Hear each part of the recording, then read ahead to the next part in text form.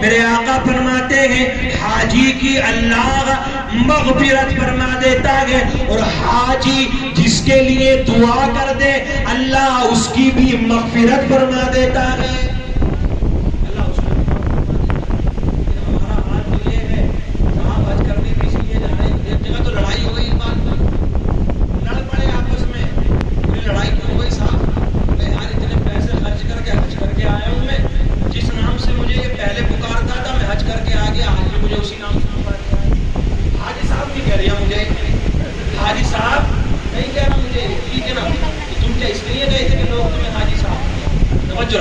لوگ تمہیں حاجی سرٹیفکیٹ نہیں ملتا ہے، وہاں جا کر بھی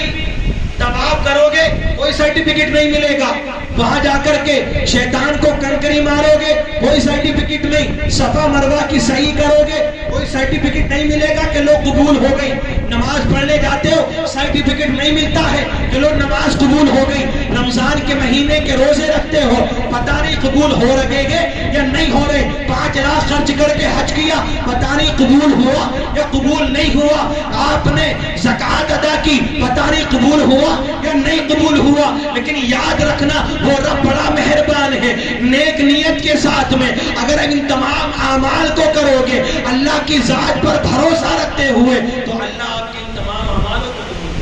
کرے۔ آج تک ملا ہے کسی کو سرٹیفکیٹ؟ کوئی حاجی صاحب بیٹھے ہیں کوئی ہے جو حج کر کے آئے؟ سبحان اللہ، اللہ ہم سب کو حج کی توفیق عطا فرمائے، اس مبارک مہینے کے صدقے لیکن سب کو حج کرنے کی توفیق عطا فرمائے۔ کہتے ہیں مولانا کیا کریں، ابھی یہ اولاد ہے اس کے لیے ملاٹ کر لیں، اس کے لیے تھوڑی شادی کر کے لونڈیاں ہیں، ابھی کئی لونڈی ہیں ہماری تو ابھی گھر بنا لیں، یہ لونڈیاں ہماری اس کا نکاح کر لیں، اس کے بعد میں ابھی تو یہی حج پورے کر لیں۔ توجہ رکھنا، جو شادیاں ہم نے بنا رکھی ہیں شریعت کے اوپر، جو مکان ہماری نگاہوں میں، شریعت نے یہ نہیں کہا کہ تو کی شادی میں 50 لاکھ خرچ کر، شریعت نے یہ نہیں کہا کہ اپنے مکان میں 1 کروڑ لگا دے، کسی نے یہ نہیں کہا کہ 10 پلاٹ کر لے، شریعت نے یہ نہیں کہا کہ 20 لاکھ کی 50 لاکھ کی گاڑی دے، شریعت نے یہ نہیں کہا کہ شادی کو اتنا مہنگا کرو، نہ یہ بہانہ نہیں چلے گا۔ اگر استطاعت ہونے کے بعد میں سیدی سرکار اعلیٰ حضرت فاضل بریلوی علیہ رحمت و رضوان فرماتے ہیں کہ استطاعت ہو جائے تو فوراً حج کرنے کے لیے چلے جاؤ، استطاعت والے بن جاؤ، اعلیٰ حضرت فرماتے ہیں فوراً حج کرنے کے لیے چلے جاؤ، انتظار اگلے سال کا بھی نہ کرو، کیونکہ یاد رکھنا ہو سکتا ہے کہ تم اگلے سال تک زندہ نہ رہو اور تمہارا ایک فرض چھوٹ جائے، تمہارے ساتھ زندہ رہو گے، ٹھیک ہے نا، اگلے سال کو درخواست لگا دو۔ تو شریعت نے کہا نکاح آسان کرو، اب آسان کرنے کا مطلب یہ ہے کہ صرف نکاح کر لو بات ختم ہو جائے گی، اب 10 لاکھ 20 لاکھ 50 لاکھ ہم اپنی بات بنوانے کے لیے خرچ کر رہے ہیں، اور یاد رکھنا آج کی تاریخ میں جس کے اکاؤنٹ میں 8 یا 7 لاکھ روپے ہے سیونگ ہے تو اس پر حج کرنا فرض ہو گیا ہے، اس پر حج کرنا فرض ہے، حج کرنا ضروری ہے۔ لیکن آپ کہیں گے مولانا جس کے پاس میں پیسے نہیں ہیں، جو صاحب استطاعت نہیں ہے، غریب ہے، مسکین ہے، یتیم ہے، کوئی سہارا نہیں، اگر وہ حج کا ثواب پانا چاہے تو کیسے حج کرے؟ اب کوئی غریب ہے تو وہ کیسے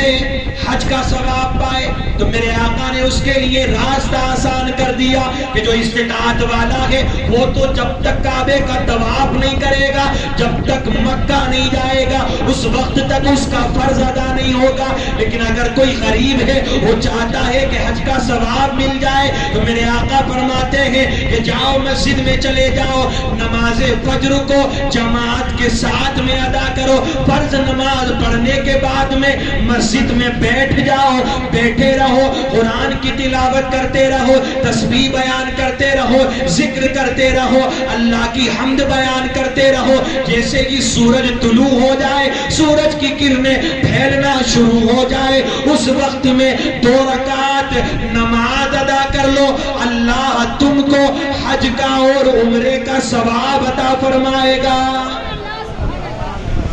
میرے آقا نے اور آسان کر دیا، چاشت کی اور اشراق کی نماز ادا کر لو، اللہ حج کا ثواب عطا فرمائے گا۔ اور سنو، میرے آقا فرماتے ہیں آخری عشرے کا رمضان کے اعتکاف کر لو، 21 سے لے کر آخری تاریخ تک، 29 تک یا 30 تک، چاند کے حساب سے رمضان کے آخری دنوں کا اعتکاف کر لو، اللہ حج کا اور عمرے کا ثواب عطا فرمائے گا۔ آؤ، میرے آقا نے ہم غریبوں کے لیے، ہم بیچاروں کے لیے اور آسانیاں کر دی۔ کتنا پیار فرماتے ہیں میرے آقا۔ میرے آقا ارشاد فرماتے ہیں تو مسلمان بھائیوں میں کہ جن میں لڑائی ہے، جھگڑا ہے، اختلاف ہے، ان میں صلح کرا دو، اللہ تمہیں حج کا ثواب عطا فرمائے گا۔ دو مسلمانوں میں صلح کرا دو، ٹھیک ہے، دو بھائیوں میں، مسلمان بھائی